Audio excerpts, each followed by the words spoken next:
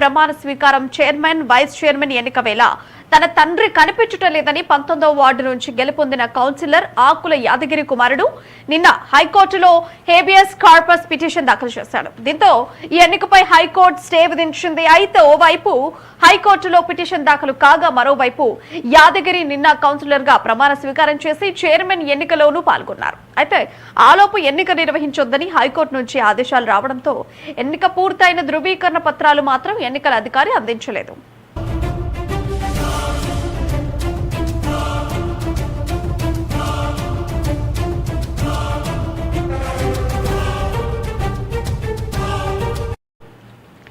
ఇవాళ విచారణకు ఆకుల యాదగిరిని కోర్టులో హాజరుపరచాలని నిన్నటి విచారణ సందర్భంగా ధర్మాసనం ప్రభుత్వాన్ని ఆదేశించింది. దీంతో ఇవాళ కోర్టు విచారణకు కౌన్సిలర్ యాదగిరి హాజరయ్యారు. ఈ సందర్భంగా వాదనలు వినిపిస్తూ తనను మంచిరెడ్డి కిషన్ రెడ్డి ఆయన కుమారుడు బలవంతంగా తీసుకెళ్లినట్లు యాదగిరి కోర్టుకు తెలిపారు. బాపట్ల జిల్లా చీరాల తీసుకెళ్లారని, తాను బీఆర్ఎస్ తరఫున మున్సిపల్ చైర్మన్ రేస్ లో ఉన్నానని, అందువల్ల తనను బౌన్సర్లను పెట్టి మానసికంగా శారీరకంగా ఇబ్బందులకు గురి చేశారని కోర్టుకు వివరించారు. ఇష్టపూర్వకంగానే ఓటింగ్ వేసినట్లు అందరికీ చెప్పాలంటూ తనను ప్రలోభ పెట్టారని, అందువల్ల మళ్లీ ఎన్నికను న్యాయబద్ధంగా నిర్వహించాలని కోర్టును కోరారు. యాదగిరి వాదనపై సానుకూలంగా స్పందించిన ధర్మాసనం ఎన్నికలు పూర్తయ్యే వరకు రక్షణ ఇస్తామని చెప్పింది. అయితే ఇప్పుడు మున్సిపల్ పీఠంపై లైన్ క్లియర్ కావడంతో ఏం జరగబోతోందనేది ఉత్కంఠగా మారింది.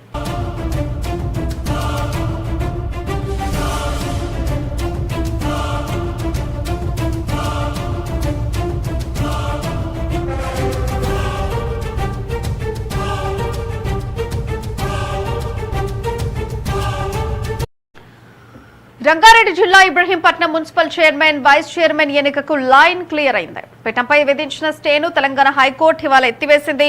ఎన్నికపై కలెక్టర్దే తుది నిర్ణయం అని స్పష్టం చేసింది. అయితే నిన్న మున్సిపల్ కౌన్సిలర్ల ప్రమాణ స్వీకారం, చైర్మన్ వైస్ చైర్మన్ ఎన్నిక వేళ తన తండ్రి కనిపించడం లేదని 19వ వార్డు నుంచి గెలుపొందిన కౌన్సిలర్ ఆకుల యాదగిరి కుమారుడు నిన్న హైకోర్టులో హేబియస్ కార్పస్ పిటిషన్ దాఖలు చేశారు. దీంతో ఈ ఎన్నికపై హైకోర్టు స్టే విధించింది.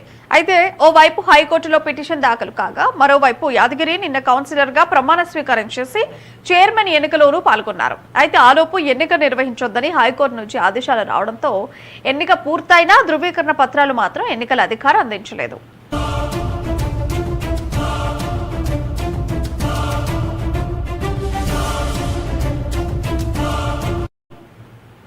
ఇవాళ విచారణకు ఆకుల యాదగిరిని కోర్టులో హాజరుపరచాలని నిన్నటి విచారణ సందర్భంగా ధర్మాసనం ప్రభుత్వాన్ని ఆదేశించింది. దీంతో ఇవాళ కోర్టు విచారణకు కౌన్సిలర్ యాదగిరి హాజరయ్యారు. ఈ సందర్భంగా వాదనలు వినిపిస్తూ తనను మంచిరెడ్డి కిషన్ రెడ్డి ఆయన కుమారుడు బలవంతంగా తీసుకెళ్లినట్లు యాదగిరి కోర్టుకు తెలిపారు. బాపట్ల జిల్లా చీరాల తీసుకెళ్లారని, తాను బీఆర్ఎస్ తరఫున మున్సిపల్ చైర్మన్ రేస్ లో ఉన్నానని, అందువల్ల తనను బౌన్సర్లను పెట్టి మానసికంగా శారీరకంగా ఇబ్బందులకు గురి చేశారని కోర్టుకు వివరించాడు. ఇష్టపూర్వకంగానే ఓటింగ్ వేసినట్లు అందరికీ చెప్పాలంటూ తనను ప్రలోభ పెట్టారని, అందువల్ల మళ్లీ ఎన్నికను న్యాయబద్ధంగా నిర్వహించాలని కోర్టును కోరారు. యాదగిరి వాదనపై సానుకూలంగా స్పందించిన ధర్మాసనం ఎన్నికలు పూర్తయ్యే వరకు రక్షణ ఇస్తామని చెప్పింది. అయితే ఇప్పుడు మున్సిపల్ పీఠంపై లైన్ క్లియర్ కావడంతో ఏం జరగబోతోంది అనేది ఉత్కంఠగా మారింది.